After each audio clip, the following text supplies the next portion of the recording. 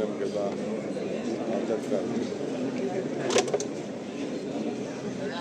ಆರೋಗ್ಯ ಗಂಭೀರವಾಗಿದೆ ಅನ್ನೋದನ್ನು ನಾವೆಲ್ಲ ಮಾಹಿತಿಯನ್ನು ಕೇಳ್ತಾ ಇದ್ದೀವಿ. ಪೊಲೀಸರು ಕೂಡ ಚೆನ್ನಾಗಿದ್ದಾರೆ ಅಂತೇಳಿ ವರದಿಯನ್ನು ಕೊಡ್ತಾ ಇದ್ದಾರೆ. ಅಪಾರ ದೈವಭಕ್ತಿ ಇಡೀ ರಾಜ್ಯ ದೇಶದ ಒಂದು ದೊಡ್ಡ ಕುಟುಂಬಕ್ಕೆ ಹಗಲು ರಾತ್ರಿ ಎಲ್ಲ ಕಷ್ಟದಿಂದಲೇ ಸುಖದಿಂದಲೇ ಜೊತೆಯಲ್ಲಿಟ್ಕೊಂಡು ಒಂದು ದೊಡ್ಡ ಸೇವೆಯನ್ನು ಮಾಡಿದಂಥ ಒಬ್ಬ ಧೀಮಂತ ಹೆಣ್ಮಗಳು. ನಾವ್ಯಾರು ಶಾಶ್ವತವಾಗಿ ಇರಲಿಕ್ಕೆ ಆಗೋದಿಲ್ಲ. ಆದರೆ ದೇಶ ಮತ್ತು ರಾಜ್ಯದ ಅನೇಕ ರಾಜಕಾರಣಿಗಳಿಗೆ ಒಂದು ಮಾತೃ ಸ್ವರೂಪಿಯಾಗಿ ಸೇವೆಯನ್ನು ಮಾಡತಕ್ಕಂಥ ಧೀಮಂತ ಹೆಣ್ಮಗಳು. ದೇವೇಗೌಡರು ಮತ್ತು ಅವರ ಎಲ್ಲ ಮಕ್ಕಳ ಅವರ ಕುಟುಂಬದ ಯಶಸ್ಸಿಗೆ ಅನೇಕ ತ್ಯಾಗಗಳನ್ನು ಮಾಡಿದಂಥ ಒಬ್ಬ ಧೀಮಂತ ಹೆಣ್ಮಗಳನ್ನು ನಾವು ಇವತ್ತು ಕಳ್ಕೊಂಡಿದ್ದೇವೆ. ಕರ್ನಾಟಕ ಸರ್ಕಾರ ಅವರಿಗೆ ಸರ್ಕಾರದ ಗೌರವದೊಂದಿಗೆ ಅವರಿಗೆ ಅಂತಿಮ ನಮನವನ್ನು ಕೊಡಬೇಕು ಅಂತೇಳಿ ನಾನು ತೀರ್ಮಾನವನ್ನು ಮಾಡಿದ್ದೇನೆ. ನಾಳೆ ಕೂಡ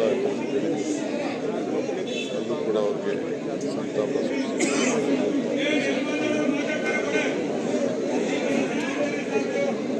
ಮುಂದಿನ ಸೋಮವಾರ ನಾನು ಗೌರವ ಅವರು ನಾಡಿದ್ದು ಅಂತ್ಯಕ್ರಿಯೆಯನ್ನು ಇಟ್ಕೊಳ್ಳೋಣ ಅಂತೇಳಿ ಆಸಕ್ತಿದ್ದಾರೆ. ಅಲ್ಲೂ ಕೂಡ ನಾವೆಲ್ಲ ಭಾಗವಹಿಸ್ತೇವೆ. ಸರ್ಕಾರದ ಎಲ್ಲ ಥರದ ವ್ಯವಸ್ಥೆ ಕೂಡ ಮಾಡಲಿಕ್ಕೆ ದೇಶದ ಪ್ರಧಾನಮಂತ್ರಿಯ ಧರ್ಮಪತ್ನಿ, ಮಾಜಿ ಪ್ರಧಾನಮಂತ್ರಿ ಧರ್ಮಪತ್ನಿ, ಒಬ್ಬ ಹಿರಿಯ ರಾಜಕಾರಣಿಗಳ ಕುಟುಂಬ, ಕೇಂದ್ರ ಸಚಿವರ ತಾಯಿ ಇವೆಲ್ಲ ಗಮನದಲ್ಲಿಟ್ಕೊಂಡು ನಾವು ಸರ್ಕಾರದ ಅವರ ಆತ್ಮಕ್ಕೆ ಶಾಂತಿ ಸಿಗಲಿ.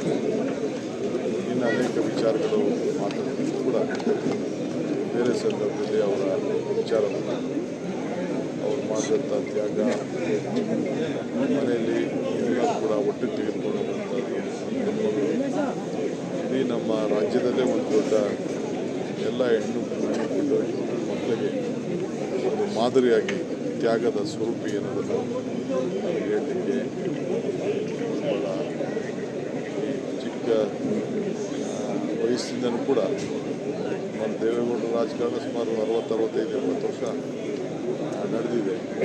ಎಲ್ಲ ಕೂಡ ಯಶಸ್ಸು, ಕಷ್ಟ, ಸುಖ, ನೋವು ಎಲ್ಲದಕ್ಕೂ ಕೂಡ ಪಾತ್ರರಾಗಿದ್ದಾರೆ. ಇದು ಭಾಳ ವಿಶೇಷ. ಅವರ ಆತ್ಮಕ್ಕೆ ಶಾಂತಿ ಸಿಗಲಿ. ಅವರೆಲ್ಲ ಬಂಧುಗಳು, ಕುಟುಂಬದ ಎಲ್ಲ ಸದಸ್ಯರು ಕೂಡ ಅವ್ರು ಕೊಡುವಂಥ ಶಕ್ತಿ ಸಿಗಲಿ ಅಂತೇಳಿ ಭಗವಂತನಲ್ಲಿ ಪ್ರಾರ್ಥನೆ ಮಾಡ್ತೀವಿ.